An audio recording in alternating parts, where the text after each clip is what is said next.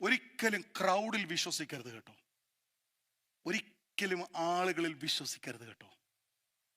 മൂക്കിൽ ശ്വാസമുള്ളവനെ, ഞാനല്ല പറഞ്ഞു കേട്ടോ, the Bible says that.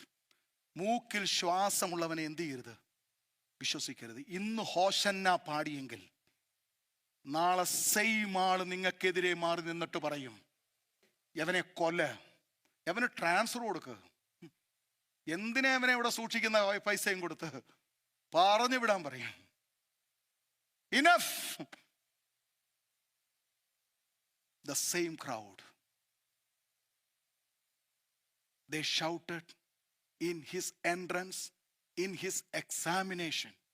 The third one, the same crowd shouted in his execution. താൻ ക്രൂശിൽ കിടക്കുമ്പോൾ അവർ പറയുന്നത് എന്താണെന്നറിയാമോ? അവർ എഴുതിയിരിക്കുന്നത് ഇങ്ങനെയാണ്, അവരിങ്ങനെയാ പറയുന്നത്, കടന്നു പോകുന്നവർ തല കുലുക്കിക്കൊണ്ട്, ഹാ ഹാ, മന്ദിരം പൊളിച്ച് 3 നാൾ കൊണ്ട് പണിയുന്നവനെ, നിന്നെ തന്നെ രക്ഷിച്ചു ക്രൂശിൽ നിന്ന് ഇറങ്ങി വാ എന്ന് പറഞ്ഞ് അവനെ പരിഹസിച്ചു. They mocked. ഒരാളെ കളിയാക്കുന്നതിനൊക്കെ ഒരു സമയമുണ്ട് കേട്ടോ.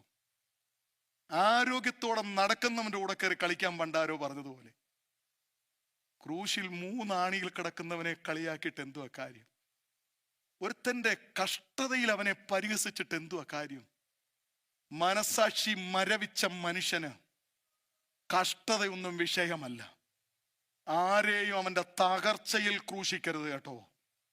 ക്രൂശിൽ കിടക്കുന്നവനെ പറയുകയാണ്, ദ സെയിം ക്രൗഡ് തലകുലുക്കിക്കൊണ്ട്, ഹാ ഹാ, മന്ദിരം പൊളിച്ച് 3 നാൾ കൊണ്ട് പണിയുന്നവനെ, നിന്നെ തന്നെ രക്ഷിച്ച് ക്രൂശിൽ നിന്ന് ഇറങ്ങി വാ എന്ന് പറഞ്ഞ് അവനെ എന്ത് ചെയ്തെന്ന പരിഹസിച്ചു.